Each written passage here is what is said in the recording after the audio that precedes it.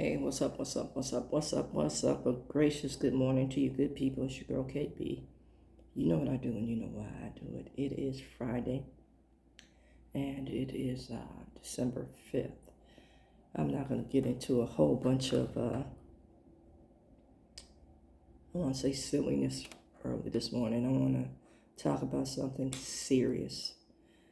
I shared, and I've consistently shared that I work as a substance abuse counselor. That is my chosen profession. And I work specifically with pregnant and postpartum women. And I liaison with obstetrics and gynecology for the pregnant women and child protective services for the postpartum women. And I help people navigate these two systems in order to have healthy children. It's a tough job. It is a very tough job. I've done it for a goodly number of years. And I'm reminded of the fragility and the volatility of this population on a regular basis, because a lot of these folks have mental health issues and issues with homelessness. Now, I'm going to talk about the great state of California for a hot minute in order for you to understand some of the reasons for homelessness. And a lot of it can be attributed to a former president that they called, they meaning primarily the GOP, called the Great Communicator. And come to find out, sometime into his presidency, now this happened when he was governor of California, but come to find out sometime during his presidency, the man had serious dementia, and in essence, his wife was running things. And I believe he referred to his wife as mommy, and that is Ronald Reagan. Now,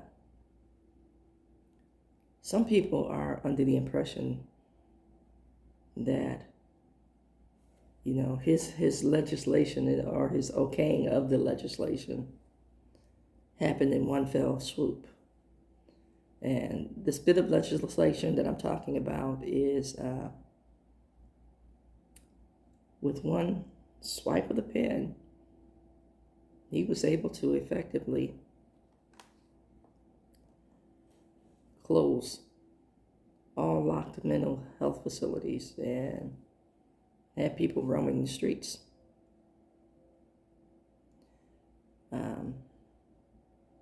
And that began in 1967. You see, people didn't start to experience it or really look at it until his terms in office. They were systematically closed. The first act was the Lanterman Petrus Short Act, and it was leaning towards community care and patients' rights. That's where the word autonomy started being heavily used. And, the deinstitutionalization began. And in the 70s, the hospitals continued to close. folks were moved to nursing homes and board and care facilities. What's the level of, I want to say, safety, both for the patient and for the general population in those settings? Minimal. Now, in the 90s, the large-scale movement started happening where state hospitals, full-on lockdown facilities were closed. So, over a period of 20-something odd years, almost 30,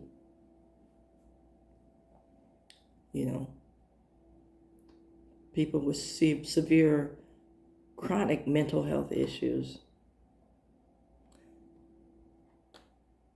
who were given autonomy, and I'm going to use that word very sarcastically. Now, if I have severe mental health issues, what are the chances of me remaining medication compliant? Even in the locked facilities, med compliance was an issue. I'm saying all this to say that in January of this year, in the city that I live in, a social worker was shot in the face by a mentally ill patient who they had problems with on numerous occasions. And yesterday, all that came rushing back, in that I heard of an individual being stabbed in the head and neck and is now in critical condition as a result of patient contact. I don't know in what context, this all happened in. I know with the other social worker being shot and killed, there was some level of a dual relationship. I don't think they spend enough time on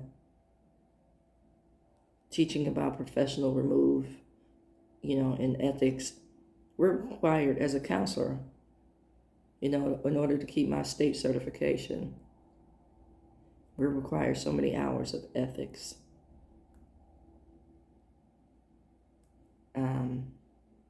In our continuing education formats. I want to say it's anywhere from 6 to 10. I don't know off the top of my head, but for me, I always take above and beyond. And, I hear things like, well, other counselors do X, Y, Z. I'm not other counselors. I am not your friend. We have a working relationship, sure enough. I'm cordial, I'm respectful. I will support and encourage. But there's some things I am not obligated to do. And folks have to make that clear from the start,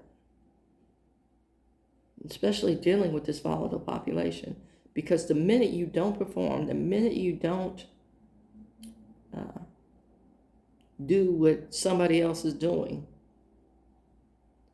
is the minute that somebody holds you accountable for someone else's lack of boundaries.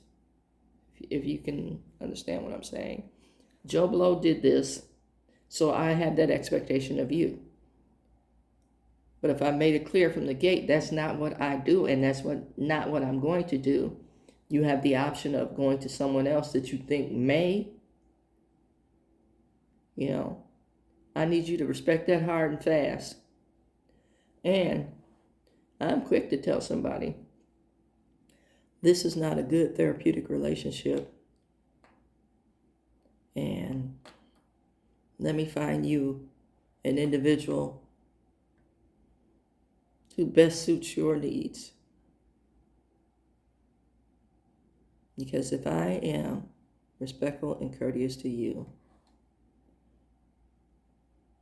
if I extend grace to you, even on those tough days, we all have them, you don't get to cuss me out. You don't get to do a donkey. And I'm very clear about that. And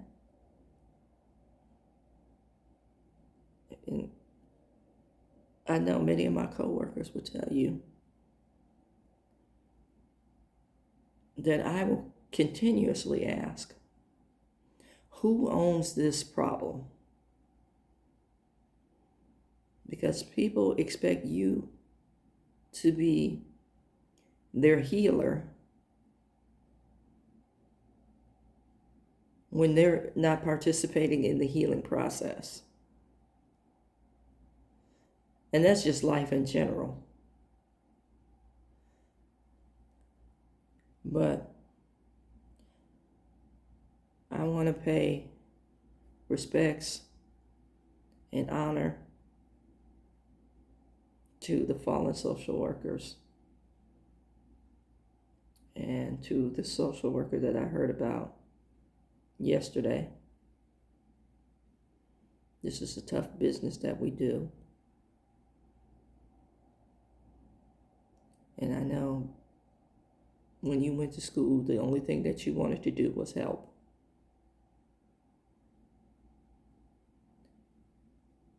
And I can hope for, but I know it's not a reality, that this experience won't take that desire. But I know it's a traumatic event. Peace and blessings.